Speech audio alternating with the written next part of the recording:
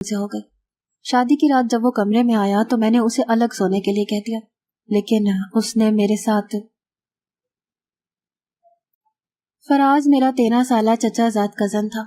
چچا چچی کی حادثاتی موت کے بعد ابا اسے گاؤں سے شہر ہمیشہ کے لیے اپنے گھر لے آئے۔ میری عمر اس وقت 19 سال تھی۔ فراز جب ہمارے گھر آیا ہر وقت روتا رہتا تھا۔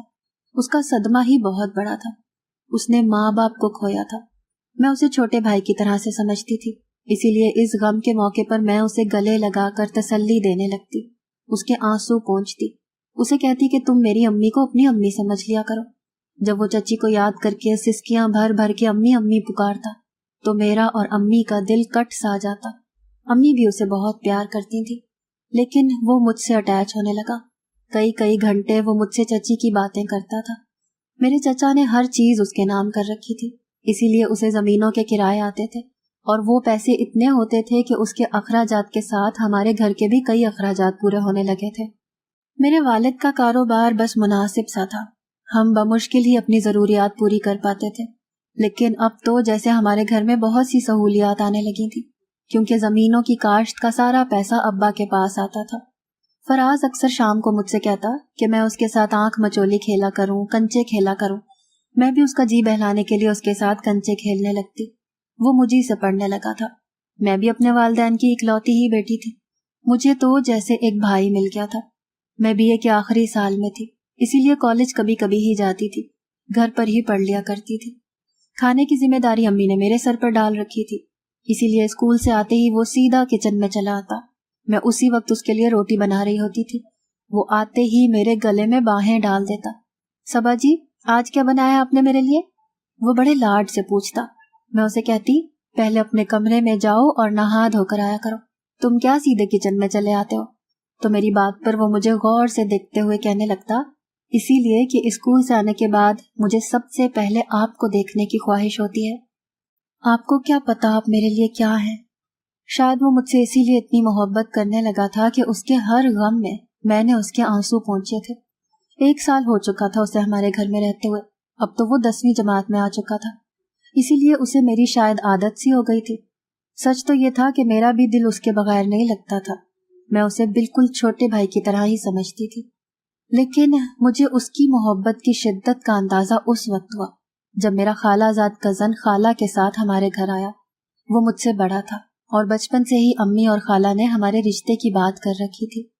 اس بات کا علم مجھے اور میرے خالہ زاد عمیر کو بھی تھا، اسی لیے ایک دوسرے کے لیے ویسے ہی جذبات ہمارے درمیان پروان چڑھ چکے تھے۔ اس کی نوکری لگی تو خالہ مٹھائی لیے عمیر کے ساتھ ہی ہمارے گھر پہنچ گئے۔ عمیر کی چھوٹی بہن بھی ساتھ آئی تھی۔ عمیر کافی ٹائم کے بعد ہمارے گھر آیا تھا۔ میں کچن میں چائے کا اہتمام کر رہی تھی، فراز بھی کچن میں کھڑا میری مدد کروا رہا تھا۔ وہ کباب فرائی کر رہا تھا اور میں چائے بنا رہی تھی۔ باقی سب چیزیں میں تیار کر چکی تھی۔ آج سب کچھ عمیر کی پسند کا بنایا تھا۔ میں فراز سے ہی باتیں کر رہی تھی جب عمیر مٹھائی لے کر کچن میں ہی آ گیا۔ اسے دیکھ کر میری نظریں حیا سے خود بخود جھکنے لگی، چہرہ گلنار ہونے لگا۔ اس نے مٹھائی کا ڈبہ میرے سامنے کیا، کہنے لگا، تم نے مجھے مبارکباد نہیں دی۔ میں ڈبے میں سے مٹھائی اٹھانے لگی تو عمیر نے وہ پیچھے کر لیا، پھر اس میں سے ایک برفی اٹھا کر میرے منہ کے قریب کر دی۔ میرے ہاتھ سے کھاؤ، مجھے اچھا لگے گا، آج تو ویسے بھی امی خالہ سے بہت خاص بات کرنے آئی ہیں۔ عمیر کی بات اور کرنے کے انداز نے مجھے شرمانے پر مجبور کر دیا۔ میں نے تھوڑی سی برفی ہی اس کے ہاتھ سے کھائی تھی، پھر عمیر کی باتوں کو نظر انداز کیے چائے کپوں میں ڈالنے لگی۔ مجھے نہیں معلوم تھا کہ فراز کو عمیر کی باتیں اور رویہ برا لگ جائے گا۔ عمیر میرے پاس ہی شلف سے ٹیک لگائے کھڑے مجھ سے کہنے لگے، صبا، پوچھو گی نہیں کہ امی کس خاص کام کے لیے آئی ہیں؟ میں جانتی تھی عمیر کو بس اپنی جاب لگنے کا انتظار تھا، یقیناً اب بات شادی کی ہونی باقی تھی، لیکن میں انجان سی بن گئی۔ عمیر کی نظروں کی وارفتگی سے میرے دل کی دھڑکنوں کے تار بجنے لگے تھے۔ میں نے پوچھا، کس خاص کام کے لیے آئی ہیں؟ عمیر مسکرانے لگے، تمہیں ہمیشہ کے لیے اپنا بنانے کے لیے۔ پتہ ہے صبا، میں نے نوکری لگتے ہی امی سے کہہ دیا تھا، اب میرے صبر کا اور امتحان نہ لیں، میری صبا کو میرے گھر لانے کا انتظام کریں۔ عمیر کی شوخیاں عروج پر تھیں۔ جب فراز کے چلانے کی آواز پر ہم دونوں ہی اپنے ٹرانس سے باہر آئے، کباب فرائی پین میں ہی جل کر خاک ہو چکے تھے۔ और फराज के हाथ पर गरम ऑयल छलक कर गिर गया था। अपना हाथ दूसरे हाथ से दबाए वो चिल्लाने लगा। मैं और उमैर उसके पास आ गए। मैंने उसका हाथ पकड़ लिया। उसका हाथ सुर्ख हो रहा था, उसकी आंखों से आंसू बह रहे थे। उमैर ने फराज का हाथ मेरे हाथ से पकड़ लिया। उफ, इसका हाथ काफी जल गया है। तुम भी ना सबा, क्या जरूरत थी बच्चे से ये काम करवाने की। जाओ जाकर ट्यूब लेकर आओ अब। उमैर को भी फराज के जले हाथ को देखकर दुख हो रहा था। वो मुंह बंद किए बस जब्त के मराहिल से गुजर रहा था। बस उसकी आंखों से आंसू बह रहे थे। मैं तो उसका हाथ देखकर ही बौखला सी गई थी, इसीलिए तेजी से किचन से निकलकर अम्मी के कमरे से ट्यूब ले आई। अम्मी और खाला भी फराज के लिए परेशान होने लगी। वो रोए जा रहा था। मैंने कहा, दर्द हो रहा है? उसे यूं रोता देखकर मेरी आंखें भी नम हो चुकी थीं। मुझे आबदीदा आंखों से देखकर बोला कि हाँ, बहुत दर्द हो रहा है, इतना कि सहा नहीं जा रहा। पता नहीं उसके लहजे में क्या था, कुछ पल तो मुझे बेकुल सा कर गया था। सभी फराज में लग गए। ना ठीक से किसी ने कुछ खाया था, ना ही खाला ने कोई बात की थी। खाला और उमैर भी फराज के साथ हुए हादसे को लेकर उसके लिए अपने दिल में हमदर्दी ही रखते थे। खाला जाने से पहले अम्मी से कहने लगी कि मैं एक बहुत ही खास काम से आई थी, लेकिन फराज की तकलीफ ने तो सारी सूझबूझ ही गुम कर दी। लेकिन अगली बार सारी रस्मों के साथ सबा को उमैर के नाम की अंगूठी पहनाने आऊंगी। मुझे उस वक्त इस बात को लेकर जरा भी खुशी नहीं हो पाई, क्योंकि मेरी सारी तवज्जो फराज के जले हाथ की तरफ थी। खाला वापस चली गई। जब अब्बू घर आए तो फराज को डॉक्टर के पास ले गए। रात का खाना फराज ने मेरे हाथ से खाया था। न जाने क्यों उसकी नजरें मुसलसल मुझ पर जमी हुई थी। एक टुक वो मुझे देख रहा था। पहली बार न जाने क्यों मुझे उसकी नजरों से उलझन हुई थी। पहली बार ये जी चाहा कि वो मुझसे अपनी नजरें हटा ले। मैं नहीं जानती थी कि उसकी नजरों में क्या था, लेकिन मैं मुसलसल एक उलझन का शिकार हो रही थी। उसके बाद से तो ये सिलसिला जारी सा होने लगा था। फराज की बातें मुझे अजीब सी कश्मकश में डालने लगी थी। मुझसे कहता था, सबा जी दुआ करें मैं जल्दी से बड़ा हो जाऊं। मैं उसकी बात से हैरत से मुस्कुराने लगी। मैंने कहा, तुम बड़े होकर क्या करोगे? कहने लगा, अपने अब्बा का सारा काम संभालूंगा, बहुत सारा पैसा कमाऊंगा, उमैर भाई से भी ज्यादा। और फिर ये कहकर वो चुप हो गया। और फिर क्या? बताऊंगा कभी आपको। पहले मुझे ये बताएं कि आपको उमैर भाई और मुझ में कौन ज्यादा अच्छा लगता है? उसके इस सवाल ने मुझे मुश्किल में डाल दिया था। मैं कैसे अपने मुंह से उमैर का नाम ले सकती थी? हम मशरिकी मुआशरे में रहने वाली लड़कियां तो मंगेतर और शौहर का नाम लेने में भी शर्म महसूस करती हैं। मैंने कहा, यह कैसा सवाल है? तुम मेरे लिए छोटे भाई जैसे हो और उमैर मेरे मंगेतर है।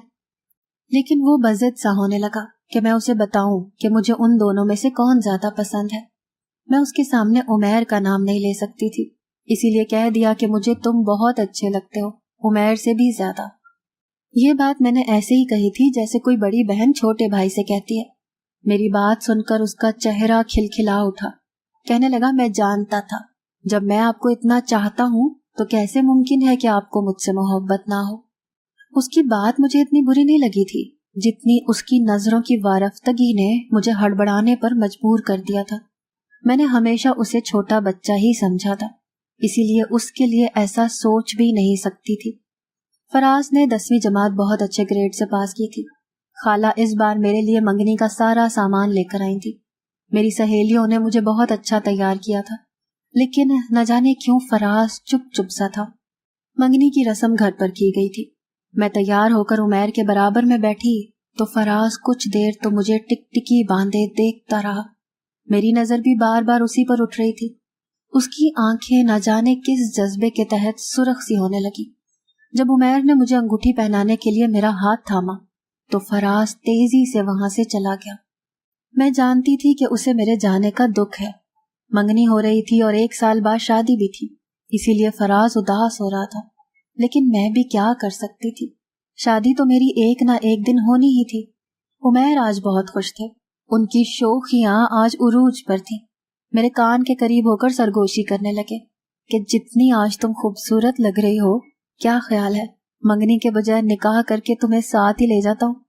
कसम से सबा, आज तो नींद आना ही मुश्किल है। उनके मखमूर लहजे को सुनकर मेरी कानों की लू तक शर्म से सुर्ख हुई थी। मेरा चेहरा हया से गुलनार सा हो गया था। مجھے وہ اچھے تو لگتے تھے، لیکن ان کے اظہار نے میرے اندر بھی ہلچل سی مچانی شروع کر دی تھی۔ سب مہمان جا چکے تھے۔ جب عمیر کی فیملی جانے لگی تو عمیر کی بہن نے مجھے الگ سے ایک گفٹ پیک دیا۔ کہنے لگی، عمیر بھائی تو آپ کا دیوانہ ہو گیا ہے، ان کا تو بس نہیں چلتا کیا کچھ نہ آپ کے لیے خرید لیں۔ یہ بھی انہوں نے دیا ہے، آپ کے لیے گولڈ کی چین ہے جس پر عمیر لکھا ہے۔ کہنے لگے صبا سے کہنا ہر وقت اسے پہنے رکھے۔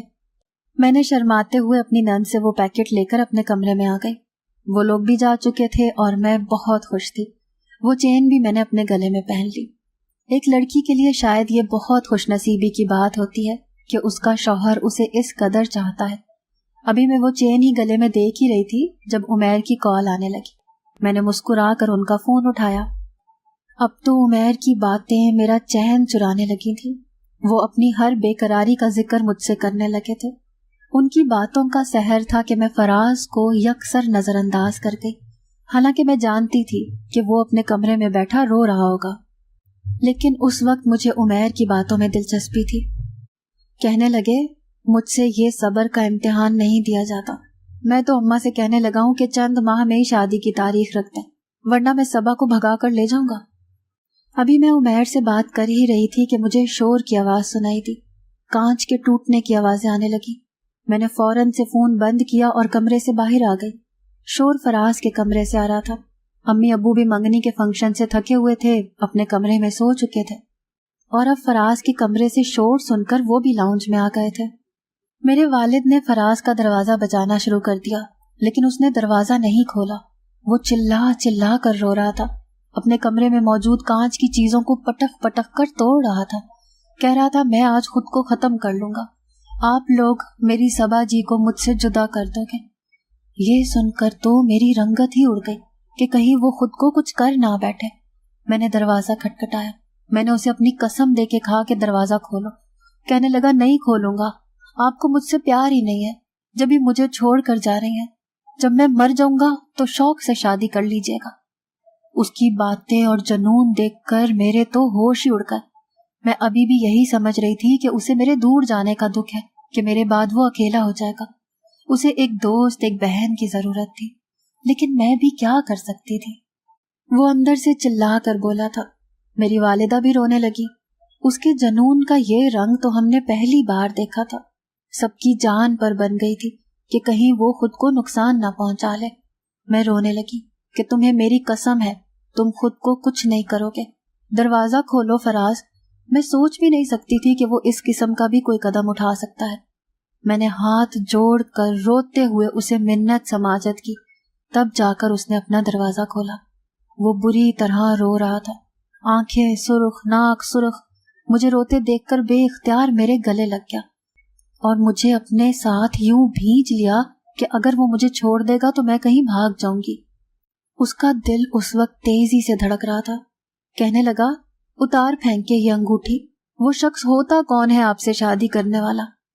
کسی چھوٹے بچے کی مانند وہ پھوٹ پھوٹ کر میرے ساتھ لگا رو رہا تھا۔ میری والدہ آگے بڑھی اور فراز کو مجھ سے دور کیا اور اپنے ساتھ لگا لیا۔ وہ ان کے ساتھ بھی لگ کر رو رہا تھا۔ کہنے لگا، خدا کے لیے تائی اماں، میرے ماں باپ کو اللہ نے مجھ سے چھین لیا، میری صبا باجی کو مجھ سے مت چھینے۔ میری والدہ اسے سہلانے لگی، مجھے اپنے کمرے میں جانے کا اشارہ کیا۔ میں واپس اپنے کمرے میں چلی گئی۔ میں تو اس قدر پریشان تھی کہ بیان سے باہر تھا۔ ہو کیا گیا تھا فراز کو؟ کیوں اس طرح سے ریئیکٹ کر رہا تھا؟ ابھی میں اسی الجھن میں تھی کہ میرا موبائل بجنے لگا۔ میں نے فون پکڑا تو عمیر کی کال تھی۔ میں اس وقت جس ذہنی الجھن کا شکار تھی، عمیر سے رومانوی باتیں نہیں کر سکتی تھی۔ میں نے یہی سوچا کہ میں اس سے کہہ دوں گی کہ مجھے نیند آ رہی ہے، کسی اور دن بات کروں گی، لیکن میرا فون اٹھاتے ہی وہ مجھ پر بھڑک اٹھے۔ کہنے لگے، کب سے تمہیں مسلسل فون کر رہا ہوں، اچانک سے فون بند کر کے کہاں چلی گئی تھی؟ پہلی بار ان کا لہجہ بڑا سخت تھا۔ میں انہیں کیا بتاتی کہ میں کس الجھن میں مبتلا ہو چکی ہوں۔ میں نے کہا کہ امی کی طبیعت اچانک خراب ہو گئی تھی۔ مجھے ان سے جھوٹ بولنا پڑا، یہی بہانہ مجھے اس وقت سوجا تھا۔ یہ سن کر عمیر چپ سے ہو گئے، پھر اپنے رویے پر معذرت کرنے لگے، امی کی خیریت پوچھنے لگے، مجھ سے باتیں کرنے لگے، لیکن میں ذہنی انتشار کا شکار ہو چکی تھی۔ ایک طرف عمیر جلد شادی پر بضد تھے، दूसरी तरफ फराज इस सच्चाई को कबूल करने के लिए तैयार ना था कि मैं हमेशा उसके पास नहीं रह सकती। आखिर मुझे कभी न कभी तो शादी करनी ही थी। सच तो यह है कि मैं भी उमैर से बेहद मोहब्बत करने लगी थी। रिश्ते का तकाजा ही कुछ ऐसा था। वो मेरा मंगेतर था, फिर मुझे चाहता भी बहुत था। कैसे मुमकिन था कि मेरे दिल में उसके लिए जज्बात ना बदलते। रात फराज अब कई घंटे मुझे अपने पास बिठाई रखता, बेफजूल इधर उधर के किस्से सुनाता ताकि मैं जल्दी उठकर अपने कमरे में ना चली जाऊं। शायद वो जानता था कि उमैर रात को मुझसे बात करते हैं। मैं बार बार घड़ी देखती रहती और उसे सोने का कहती रहती, और जब कमरे में आती तो उमैर की कई मिस कॉल्स देखकर परेशान हो जाती। रोज रोज मैं क्या बहाने बना सकती थी। एक बार उमैर कहने लगे, तुम मुझे नखरे दिखाने लगी हो, तुम्हें मुझसे मोहब्बत ही नहीं है। मैं पूरा दिन ऑफिस से थका हारा आता हूँ, रात को कुछ देर तुमसे बात करना चाहता हूँ और तुम रात के 1-1 बजे तक मेरा फोन नहीं उठाती हो। चाहती क्या हो तुम? उमैर मुझसे बदगुमान होने लगे थे। मैंने झिझकते हुए उन्हें बता दिया कि मैं फराज के पास होती हूँ। जब से चचा चची का इंतकाल हुआ है वो मुझसे अटैच है, जब तक मुझसे बात ना कर ले सोता नहीं है। मुझे लगा उमैर मेरी बात को समझेंगे, लेकिन वो तो मुझ पर उखड़ने लगे। कहने लगे, तुम्हारा रात की इस पहर फराज के कमरे में क्या काम है? मैंने कहा, क्या हो गया आपको उमैर? छोटा बच्चा है वो, मुझे बड़ी बहन समझता है। वो कहने लगे, इतना भी छोटा नहीं है, बस आज के बाद तुम उसके कमरे में नहीं जाओगी। कुछ दिन के बाद ही एक ऐसा हादसा हमारे साथ पेश आया कि मेरी जिंदगी ही बदल कर रह गई। मेरी शादी की तारीख पक्की हो चुकी थी। 15 दिन बाद शादी थी कि उमैर का एक्सीडेंट हो गया। उनकी टांग बुरी तरह से मुतासिर हुई थी, उस पर पलस्तर चढ़ चुका था, उनकी टांग की हड्डी टूट चुकी थी। मेरा रो रो के बुरा हाल था। उस वक्त फराज ही था जो मेरे आंसू साफ कर रहा था। मेरी शादी भी धरी की धरी रह गई। उमैर की नौकरी छूट गई। अब्बा के काम का सिलसिला भी खत्म हो गया। जब से चचा की जमीनों से पैसे आने लगे थे, अब्बा ने अपने काम पर तवज्जो देनी छोड़ दी थी। उमैर की टांग का ऑपरेशन करवाना बहुत जरूरी था, लेकिन खाला के हालात ऐसे ना थे। फिर अब्बा ने सोचा कि अगर फराज अपनी जमीनों का कुछ हिस्सा बेच दे तो उससे उमैर का ऑपरेशन भी हो जाएगा और मेरी शादी भी। लेकिन मसला ये था कि वो 18 साल का नहीं था। लेकिन अगर उसकी शादी किसी बालिग 18 साल की लड़की से हो जाती तो वसीयत के मुताबिक वो लड़की फराज की जायदाद की मालिक फराज की इजाजत से बन सकती थी। इसीलिए जब ये बात मुझसे मेरी वालिदा ने कही तो मैं हैरत के समंदर में गौताजन हुई। मैंने कहा, अम्मी, मैं उसे भाई समझती हूँ, ऐसा हरगिज नहीं कर सकती। अम्मी ने कहा, दूसरा कोई रास्ता नहीं है हमारे पास।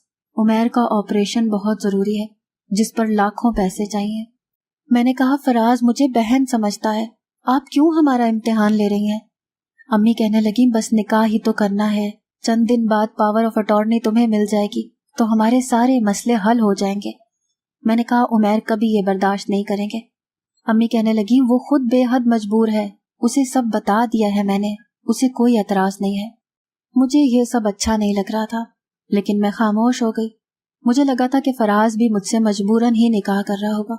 वो उस वक्त सिर्फ 16 साल का था और मैं 21 बरस की। निकाह मैंने सादा से लिबास में किया था, क्योंकि ये सिर्फ निकाह था और कुछ नहीं।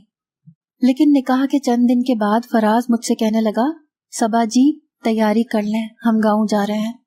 मैंने कहा, गाँव क्यों? कहने लगा, जमीनों का काम तो वहीं जाकर होगा। मेरे वालिदैन भी गाँव जाने को तैयार थे ताकि फराज का सब कुछ मेरे नाम लग जाए, लेकिन फराज ने मना कर दिया। कहने लगा, ताया जी बस चंद दिन की बात है, वकील को पेपर तैयार करने पड़ेंगे और हम साइन कर देंगे। आप वहां जाकर क्या करेंगे? गाँव में कराची के मुकाबले में ज्यादा सर्दी है और आप तो ऐसे मौसम में बीमार हो जाते हैं। ये बात सच भी थी, इसीलिए मैंने भी अपने वालिदैन को मना कर दिया। वो मुझे अपने साथ गाँव अकेले ही लेकर गया था। 15 घंटे का थका देने वाला सफर करके मैं गाँव पहुंची थी। चचा का घर फराज ने अपने कजन से कहकर साफ करवा लिया था। मैं थकन से बेहद चूर थी, लेकिन फराज ने मुझे एक फैंसी जोड़ा लाकर दे दिया। कहने लगा, मेरे सारे ननियाल वाले मेरी दुल्हन देखना चाहते हैं, इसीलिए ये पहन ले। मैंने वो जोड़ा पहन लिया। उसके बहुत से रिश्तेदार मिलने आए थे। रात तक मैं थकन और नींद से बेहाल हो चुकी थी, इसीलिए मैं अपने कमरे में चली गई। मेरा इरादा अब आराम करने का था। لیکن جیسے ہی میں الماری میں سے اپنا عام لباس بدلنے کے لیے نکالنے لگی، میرے کمرے کا دروازہ کھلا۔ فراز میرے کمرے میں داخل ہوا اور کمرے کا دروازہ بند کر دیا۔ میں تو اس کی اس حرکت پر ٹھیک سے حیران بھی نہیں ہو پائی تھی۔ جب وہ میرے پاس پہنچ گیا، میرے ہاتھ سے وہ عام لباس پکڑا اور واپس الماری میں رکھ دیا۔ اتنی بھی کیا جلدی ہے آپ کو صبا؟ پہلی بار اس نے مجھے صرف میرے نام سے پکارا تھا۔ میں نے کہا فراز، میں تھک چکی ہوں، میں سونا چاہتی ہوں۔ میری بات پر وہ مسکرانے لگا۔ ایسے کیسے سو سکتی ہیں آپ؟ مجھے آج آپ سے بہت ساری باتیں کرنی ہیں۔ یہ بتانا ہے کہ میں آپ سے کتنی محبت کرتا ہوں۔ میرا ہاتھ بڑی بے تکلفی سے اس نے پکڑا اور مجھے بیڈ پر لے جا کر بٹھا دیا۔ اس کے بدلتے تیور دیکھ کر میرا دل دھڑکنا بھول گیا تھا۔ میں نے کہا تم جاؤ یہاں سے فراز، مجھے تم سے کوئی بات نہیں کرنی۔ لیکن وہ تو یوں تھا جیسے میری کسی بات کا اس پر کوئی اثر نہ ہو۔ کہنے لگا، اس رات کا بڑی بے چینی سے میں نے انتظار کیا ہے۔ کیسے ممکن ہے کہ میں آپ کو چھوڑ کر چلا جاؤں؟ نکاح کیا ہے میں نے آپ سے، مجھے میرا حق چاہیے۔ اس کی بات نے میرے ہوش اڑا دیے۔ میں نے کہا تم جانتے ہو یہ نکاح میری مجبوری تھی، میں عمیر سے۔ میری باقی بات اس نے میرے منہ پر ہاتھ رکھ کر مکمل ہونے سے روک دی۔ صبح تک میں اپنی قسمت پر آنسو بہا رہی تھی۔ جسے آج تک میں بچہ سمجھ کر پیار کرتی تھی، اس کی بے باکیوں کو بچہ سمجھ کر نظر انداز کرتی رہی۔ وہ مجھے بہن سمجھتا ہی نہیں تھا۔ وہ جب سے ہمارے گھر آیا تھا میری محبت کو غلط انداز سے لے رہا تھا۔ اس کی محبت میرے لیے وہ جذبات رکھتی تھی جو ایک عام مرد کسی عورت کے لیے رکھتا ہے۔ رات بھر اس نے مجھے یہ اچھی طرح سے سمجھا دیا تھا کہ وہ میرا کیا لگتا ہے۔ اس نے اپنا ہاتھ جان بوجھ کر اس دن چلایا تھا تاکہ عمیر مجھ سے دور رہے۔ میری منگنی پر ہنگامہ بھی اسی لیے کیا تھا، مجھے عمیر سے دور رکھنے کے لیے کیا تھا۔ وہ مجھے اپنے پاس بہانے سے بٹھائے رکھتا تھا، یہاں تک کہ عمیر سے بات نہ کر سکوں۔ ایکسیڈنٹ بھی اسی نے عمیر کا کروایا تھا۔ وہ جانتا تھا کہ میرے ابا کے پاس کچھ نہیں ہے اور عمیر بھی نوکری کے بعد خالی ہاتھ ہے، اسی لیے میرے ماں باپ اسی سے جائیداد کے لالچ میں میرا نکاح کر دیں گے۔ وہ مجھ سے کہہ چکا تھا کہ اب وہ واپس شہر نہیں جائے گا، نہ ہی اپنا کچھ بھی میرے نام کرے گا۔ میں اس کی بیوی ہوں، وہ مجھ سے محبت کرتا ہے، اسی لیے مجھے اس کے ساتھ ہی رہنا ہے۔ جو رشتہ وہ میرے ساتھ قائم کر چکا تھا، عمیر تو مجھے قبول کرتے بھی نہیں۔ فراز کہنے لگا کہ قصور آپ کا بھی ہے صبا، کیونکہ آپ نے مجھے کبھی بھی اپنے قریب آنے سے منع نہیں کیا، مجھ پر کبھی کوئی حد بندی نہیں لگائی تھی، اسی لیے ممکن ہی نہیں تھا کہ میں آپ کو کسی اور کا ہونے دیتا۔ میں رو رہی تھی، اسی لیے کہ میں نے محبت صرف عمیر سے کی تھی، لیکن رشتہ مجھے فراز سے نبھانا تھا۔ اب یہ سوچ رہی تھی کہ میں نے صرف اس سے ہمدردی کی تھی جو مجھے بہت مہنگی پڑ گئی تھی، یا شاید اس کی بات ٹھیک تھی، وہ میرا بھائی سگا بھائی تو تھا بھی نہیں، میں نے کیوں اسے خود سے بے تکلف کیا تھا۔